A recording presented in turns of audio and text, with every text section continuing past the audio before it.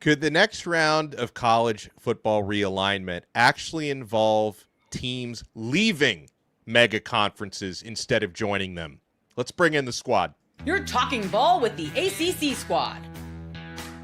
From Florida State to North Carolina, from Syracuse to Miami, and from NC State to California, it's the local experts of the Locked On Podcast Network, bringing you scoops, breakdowns, and the most comprehensive preview of the upcoming ACC weekend. Hang on, it could get loud, it could get heated, and it will definitely be fun. Squad up, you're part of the ACC squad. Shout out to the everydayers and welcome into the ACC squad. On this episode, is Virginia Tech the biggest boom or bust team in ACC football this coming season? And should top brands, whether you're talking ACC, Big Ten, Big 12, maybe even SEC, should they be looking to break away from their mega conferences instead of seeing these conferences get bigger? Today's episode is brought to you by 5 Hour Energy. Have your cake and drink it too. Birthday cake flavor is back. No fork needed. Vanilla-y cake flavor, caffeinated kick, and no sugar. It's party time. Order now at 5hourenergy.com or on Amazon. I'm Alex Dono from Locked On Canes. We got Kenton Gibbs from Locked On Wolfpack. We got Brian Smith from Locked On Seminoles with us. This is the ACC squad. So, pretty compelling topic that was brought up this week by ESPN writer Dan Wetzel. Now, let me note, he is not advocating for this to happen. He was simply bringing up the possibility, okay? Like, I know Dan was not promoting this happening, but, you know, he mentioned that you take, for example, what we refer to as the game between Michigan and Ohio State every year. The game allegedly generates about $200 million, just that one game in TV revenue, $200 million. So the hypothetical that Dan Wetzel brought up was, hey, what if Michigan and Ohio State and maybe Penn State, who's also a big revenue generator for the Big Ten, what if they decide, hey, you know what, if I'm Michigan and Ohio State and that one game generates $200 million, we could be splitting that revenue evenly, $100 million apiece as independents, versus the Big Ten with their 18 schools pays out a total of about $78 million of TV revenue to each school every season, where Michigan and Ohio State, if they go independent, could essentially make more money than that just from that one game. So you have to wonder, guys, and of course this topic has come up in the ACC as well with the big brands that carry the rest of the conference. Smitty, I'll let you buy the first round on this one. Could the next round of conference realignment actually be de-alignment? I think it would be difficult for a number of reasons, but it's a fascinating topic. Number one, Title IX would be kind of awkward with that because you might have to get rid of Title IX, and I'm not advocating for that, but that would be the workaround. Dono said it. Dono Don't cancel us. Do not cancel the rest of us. It was only Alex Dono. Oh no! Look, you can maybe do something in football, but you got 20 plus other sports at Michigan or Ohio State, etc. Yeah. Those Olympic sports, how many coaches are going to stick around if they don't have a conference? Because the Big Ten ain't going to want Michigan or Ohio State or Penn State unless football is involved. So all that other stuff gets void. Where are the women's sports at? Are you going to be able to? I think Wetzel said, hey, maybe like they join the MAC or something for the other sports.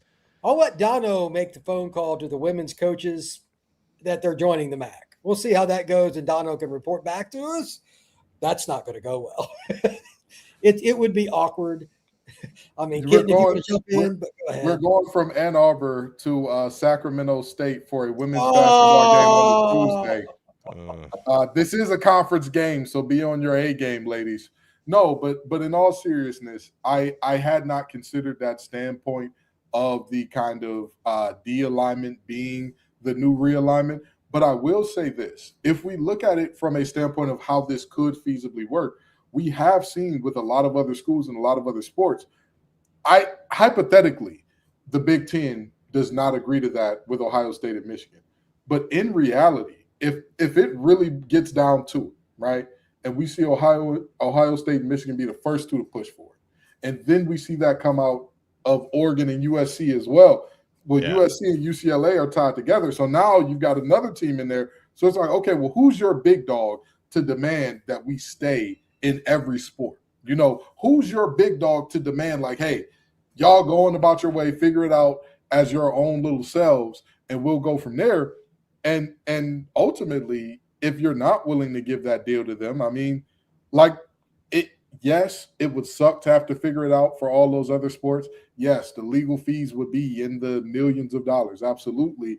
But if enough people get a dumb idea in their head and enough people start to think that a dumb idea is smart, all of a sudden, I think it's feasible. I think we can make it happen despite the collateral fallout. So if that number gets big enough, it is possible to see.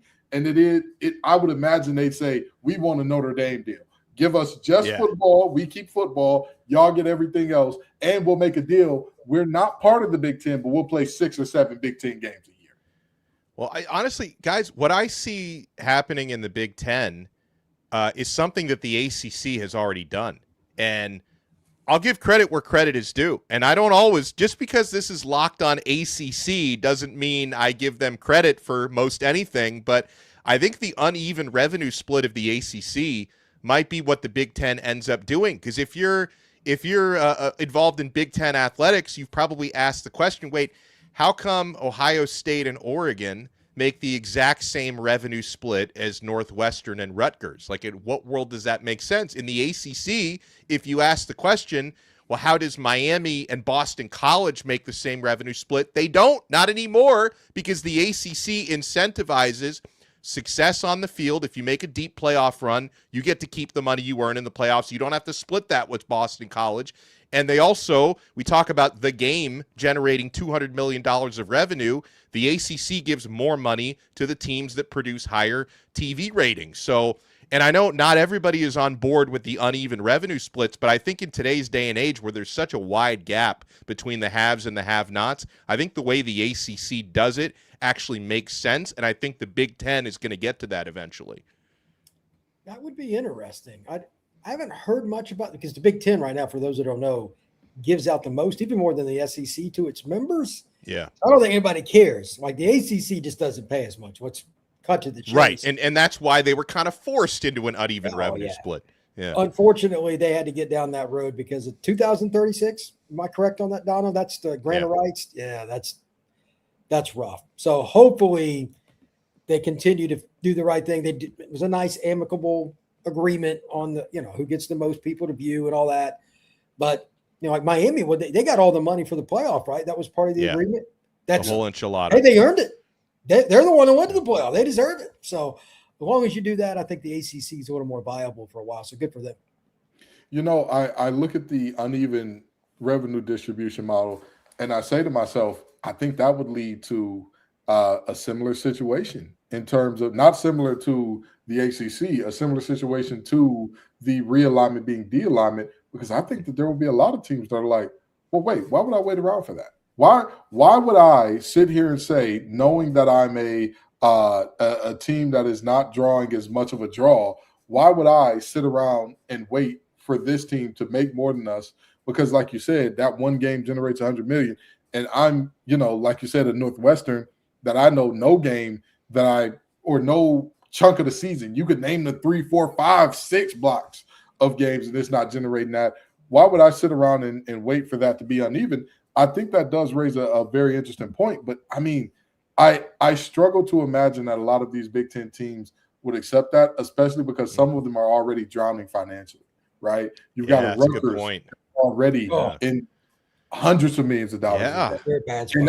And the thing is, how many teams in the Big Ten are close to that if they're not already there? Because this NIL is not, the revenue share is not going to make it easier to kind of get out of that situation. So I'd be interested to see how this all plays out. But like Dono said, credit where credit is due. Credit to Jim Phillips and company for, I've said all along, the grant of rights was a hell of a deal for the ACC. Even though we took a bad revenue cut from ESPN, it was a great deal to keep the band together as opposed to what we will be seeing from some of these conferences in a couple of years. I mean, I'm still personally a fan of the Super League idea, but we could talk about why that won't happen anytime soon. Plus, is Virginia Tech the team that has the biggest boom or bust potential in the ACC in 2026? You want to keep it locked right here. We're only getting started on this brand new episode of Locked On ACC. I'm Kalia Butler, host of Locked On Women's Basketball, and this is Mazda's Women's Basketball Snapshot, celebrating the work no highlight reel can ever capture. Dawn Staley and South Carolina remain on top of the SEC standings after handing Tennessee their worst defeat in program history with a final score of 93-40. In the 43-point win, South Carolina shot 69% from the field. Tessa Johnson had a perfect shooting night, scoring 24 points, shooting 4 for 4 from the floor, including 2 threes, and made all 4 of her free throws. And UCLA remains undefeated in Big Ten play, topping Michigan 69-66 as Player of the Year contender Lauren Betts put up a double-double, scoring 16 points, collecting 16 rebounds, and adding 5 assists and 3 blocks. These moments are earned off the clock, those long before the lights ever come on. The sweat, the fakes, the doubt, the scrapes, and coming back for more every time. Mazda puts the same drive into every detail. Wins define the moment, putting in the work, that defines you. There's more to a Mazda because there's more to you. Folks, we're also proudly brought to you by FanDuel. You ever want to experience the NBA Finals live and in person?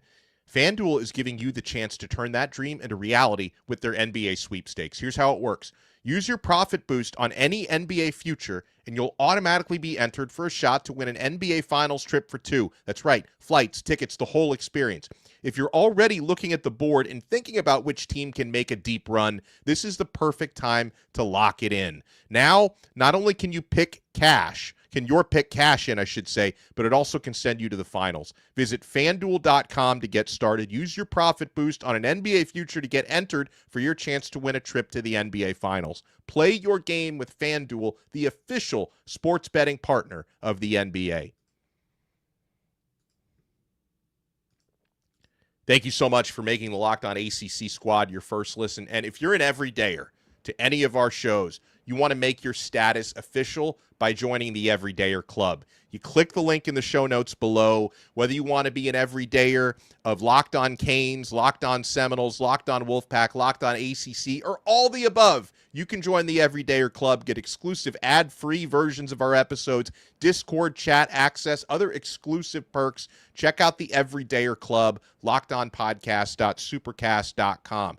So, all right, fellas, I was having a conversation on an episode coming out today, or came out today, with Spencer McLaughlin on Locked On College Football, and it was centered around, Virginia Tech with James Franklin and a lot of his former Penn State players like Ethan Grunkmeyer at quarterback joining him there, and the boom or bust potential for Virginia Tech. Now, Brian, I'll go to you first on this one because Kenton and I did have this conversation once already. For as much as I think Virginia Tech is going to be a much bigger player in the ACC in the coming years with James Franklin and his recruiting prowess and just running a more professional operation than what Brent Pry was running, I'm not sure if year one is the year that they break through, because I'm looking at Virginia Tech's schedule, and certain schools in the ACC like Miami got an easier draw with the conference schedule. Virginia Tech, now their non-conference is not that crazy. They've got VMI, Old Dominion, and at Maryland non-con. Like they can go 2-1, 3-0 in those games possibly. But among their conference games, Brian, they've got to go on the road to Cal against JKS, and the ACC will probably make that a 10:30 p.m. game out there. But that's not even the toughest one. They have to go to Clemson, to SMU, and to Miami. These are all on the road in the same season. So, yeah, I'm not so sure if James Franklin is doing better than like 7-5 the first season there. I don't think they'll have the continuity, nor will they have the linemen. When you rebuild a roster, Kenton can talk about this. Year one is rough in the trenches usually, and it takes, especially offensive line, it takes longer to get congruent. I need to see it because I tried to watch Virginia Tech last year. Keyword tried. That was not a good time. That's time in my brain and space in my brain that has been wasted. I think it'll be year two, and they, Grunkmeyer and some of the guys they brought in, they're really good. I think it was 40 players they brought in. It was crazy. So that's a lot. They might beat a few teams, but here's my guess: they will be a roller coaster. 1 week, they'll catch somebody. They'll beat 1 or 2 teams they probably shouldn't. But does anybody here want to bet against the following notion? They'll lose a home game to somebody they're favored by 10 or more. I bet you next year that's a possibility. Year one is just weird. In the first 6 games, that'll happen for sure. Because I think that, with all due respect to James Franklin, I think he'll be just fine there. I think he'll do great. I think he's an excellent coach, actually. I think when he actually gets his momentum rolling behind him, they'll be just fine. But you can't win with Grunkmeyer at quarterback. I'm sorry. I saw that young man. That's not a winner. Not in today's football. Not unless you got some dudes in the backfield, some guys that you're like. They did at Penn State. At least 2 of y'all are playing on Sunday. And how'd that work out still with Grunkmeyer back there? Yeah, you see what I'm saying? And you're not going to have Katron Allen and company toting that rock. So ultimately, I do think that this is a team that has a lot of potential to be that roller coaster ride. But I'll tell you what, when you look at a team that has great potential to be a roller coaster ride, I don't know why nobody's mentioning Clemson. There's a reason why they were supposed to be the team that was running the table last year. Clemson has still done a fantastic job of recruiting out of high school, and whether we want to admit it or not, player development has been very good under Clemson while Dabo's been there, and it hasn't fallen off a cliff these last few seasons. It's just they've fallen flat because you have not had the depth necessarily because you haven't used the portal. But even beyond that, last year, I'm still trying to figure out what went wrong with that team. I'm still trying to figure it out.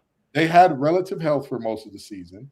The wide receiver room was a little banged up. Yeah, Klubnik missed a game or two, but it still felt like you're supposed to be better than this. You're supposed to be all right here.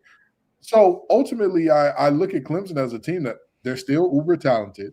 They've still got a ton of guys that you look at and say, hey, this guy could be special. You want to talk about somebody that's going to catch somebody off guard? Clemson's still Clemson to a degree. Look, I'll admit, when I look at Miami's schedule and I see a road trip to Clemson, it concerns me. Like, I'm not looking at that like an auto win. I'm just not, despite the year that Clemson just had. Exactly. Exactly. Play, man. Yeah. Really tough. And that's why I feel like Clemson will have the opportunity for multiple weeks where you never feel good about counting them out of a game, but there will also be times that just leave you like, now what the hell happened to the Tigers?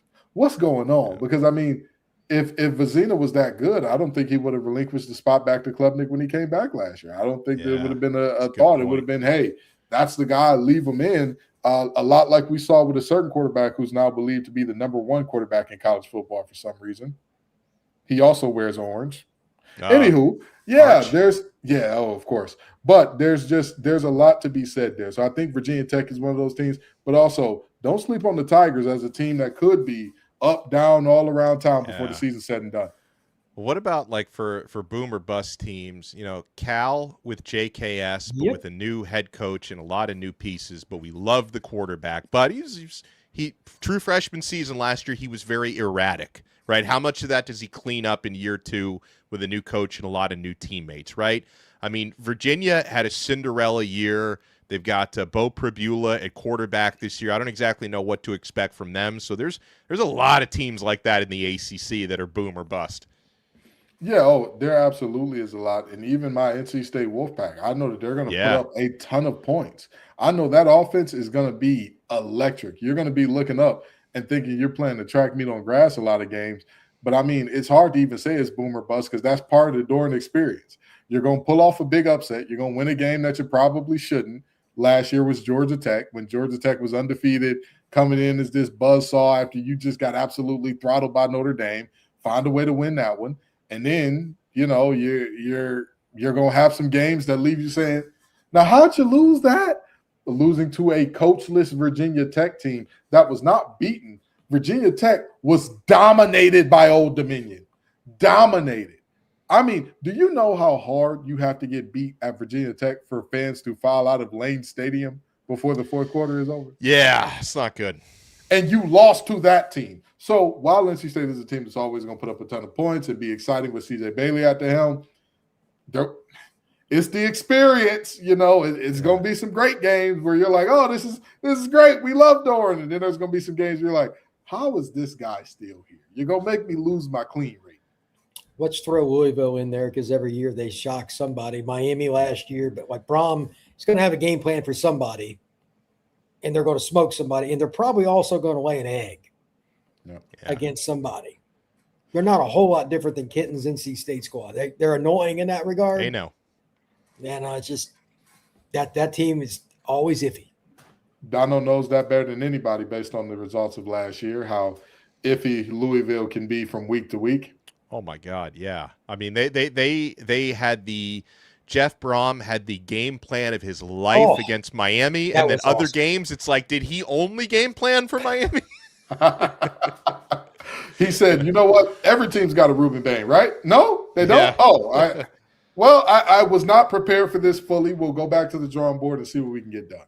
Yeah, well, all right. So when we come back, we'll take a look at who from the ACC is on the bubble basketball-wise for the NCAA tournament. And also, I got a question for Brian about how the new, 9 games in football, you can play 9 games and keep your red shirt, how that's going to affect things. You want to keep it locked right here. We're not done yet on this brand new episode of the Locked On ACC Squad.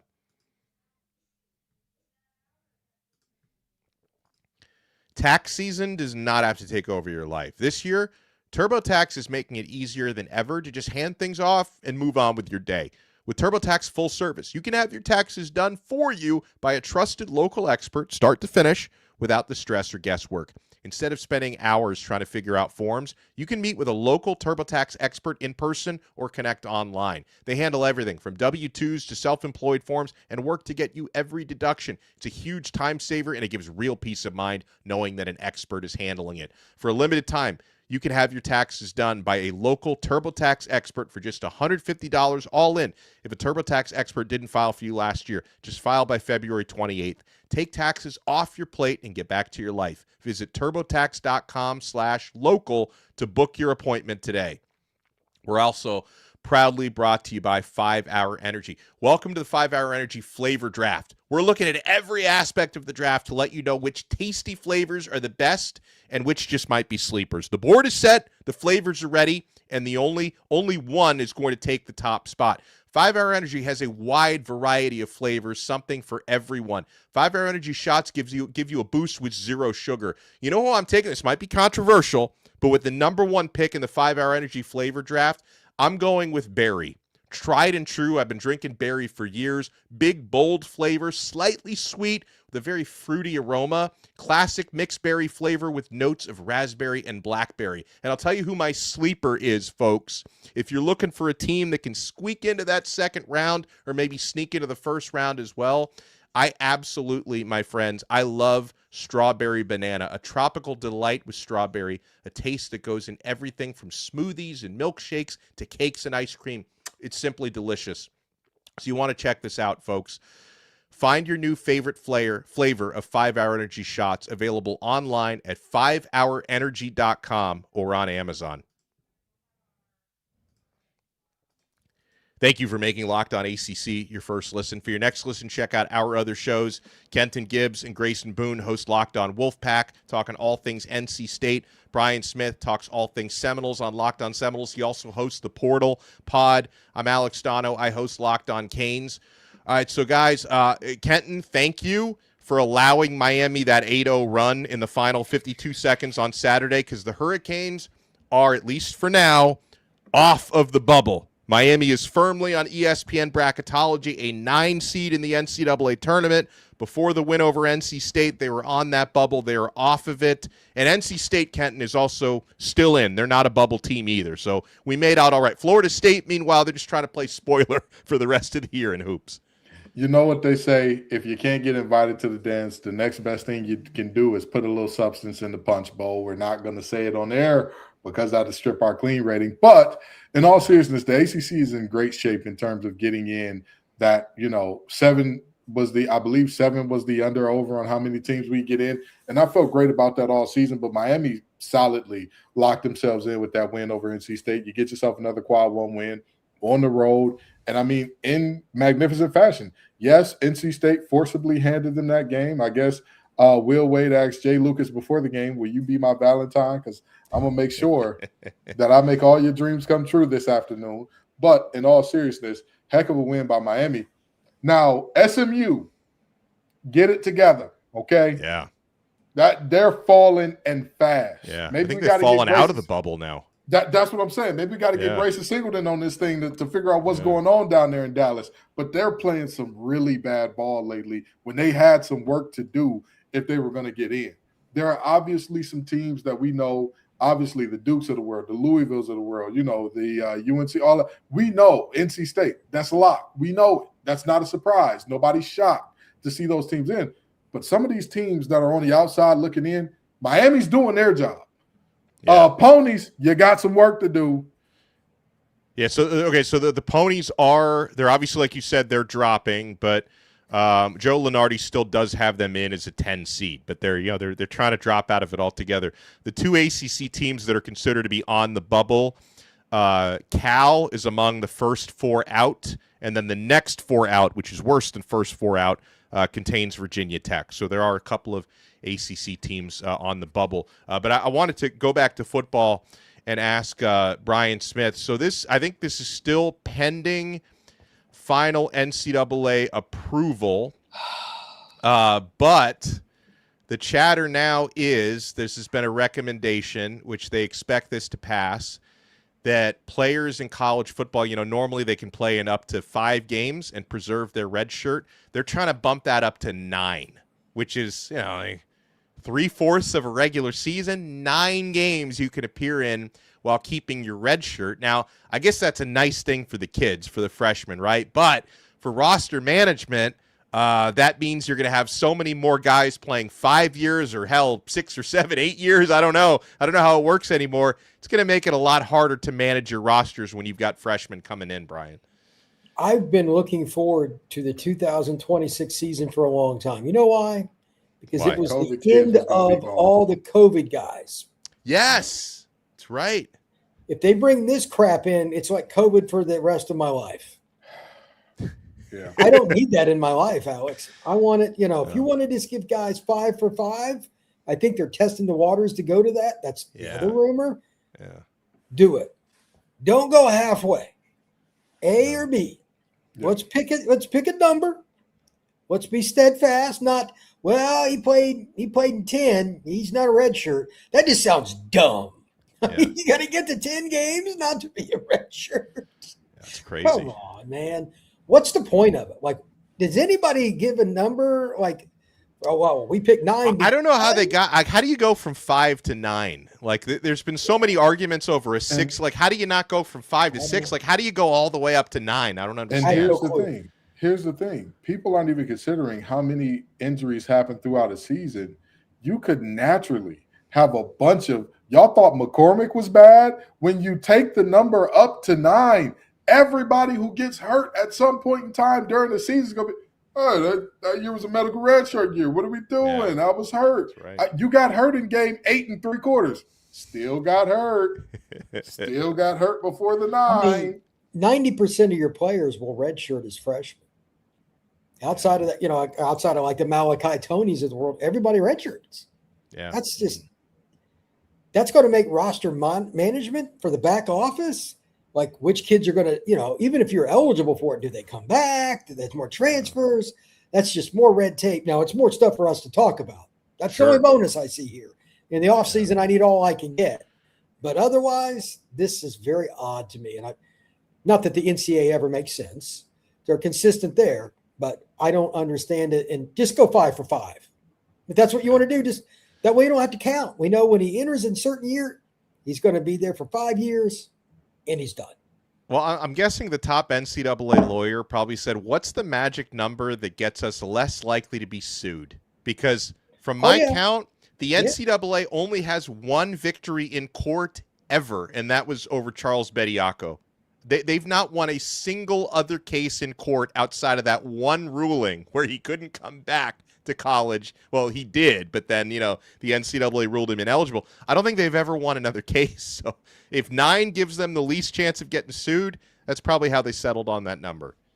Again, NCAA, I'm begging you, sit down with the conferences, sit down with the players, and collectively bargain. Right now, you're going to keep seeing foolishness. You're going to keep seeing, oh, the NCAA denied me. Let me file an appeal. Oh, the appeal got denied. Let me file some other type of waiver. Oh, that waiver got denied. Let me go to the state court where, guess what? There's only but so many schools per state that have law schools. So what do you think is going to happen when you see, oh, well, wait, he's taking it to the state level in the state of North Carolina? What university do you think he went to? The judges. What do you think? What university do you think they went to, right? You got Campbell Law, you got UNC Law, you got NCCU Law. They're probably going to have grown-up fans of one of the schools that the player that's suing is from. Yeah. So ultimately, we need to get in front of this thing. NCAA, you got your tail whooped so bad, and we're in the Wild Wild West now because you're being reactive. Can you try to be proactive about this? Well, I'm begging you, NCAA, please, because right now you're living up to the name, no clue at all. Well, I think your begs are going to fall on deaf ears because they don't seem to listen to common sense. Huge thank you and shout out to all the everydayers. Remember to join the Everydayer Club if you want to make your status official. You can join the Everydayer Club for Locked On Seminoles, Locked On Wolfpack, Locked On Canes, all your favorite shows. Get exclusive content and perks. And we'll talk to everybody next time on another episode of the Locked On ACC Squad. We're part of the #1 Locked On Podcast Network. Your team every day.